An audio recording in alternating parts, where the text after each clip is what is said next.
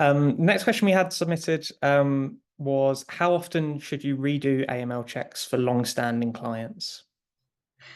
Yep. Okay. So we all know, or should know, hopefully know, that when you take on a client, you do your ID and V. So you take your document, your photo ID, you take your proof of address, you check that they belong to your person, you do your risk assessment. That's not the end of the story. So you need to monitor them on an ongoing basis, and you need to review them. Now, okay, so again, Regulation 28, Section 11 says that you need to conduct ongoing monitoring of the business relationship, including undertaking reviews of existing records and keeping the documents or information obtained for the purposes of applying customer due diligence measures up to date. So you need to do reviews. Now, it doesn't say how frequently. Supervisory bodies tend to say it's annual. You've got to do them annually.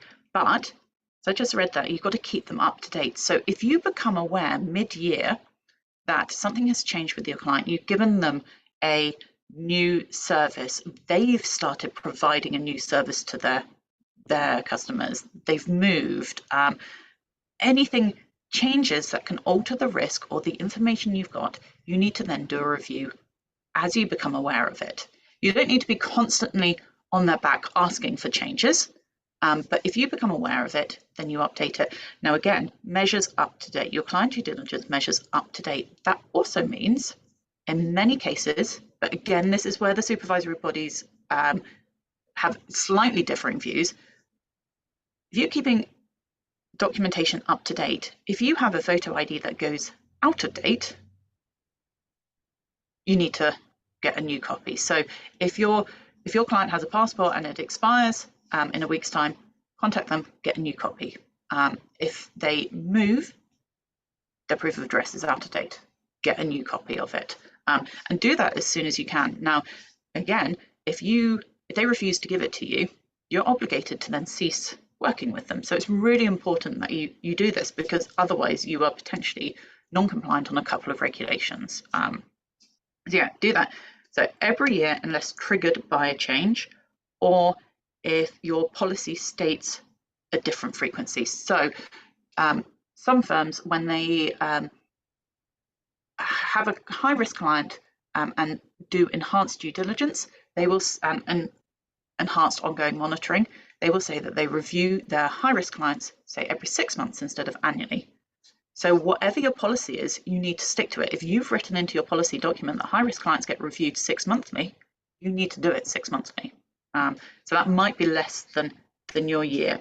The other thing to remember is that the legislation says that you must be able to demonstrate that the extent of the measures taken are appropriate in view of the money laundering and terrorist financing risks that exist. So if your policy is, and your supervisory body allows it to be more than every year, so say you've got a low risk client and you say, actually, we only review them every 18 months, and that's within the remit of your supervisory body, that's fine, but it does have to be appropriate to the risk. So you need to know that they really are low risk. It's not that you've just decided that they're low risk. So it needs to be appropriate. You need to be able to demonstrate that. That means everything needs to be documented. So it goes back to, and everything I say will go back to saying, if you make a decision on anything, you have a policy on anything, it needs to be documented in your policy document. That makes sense.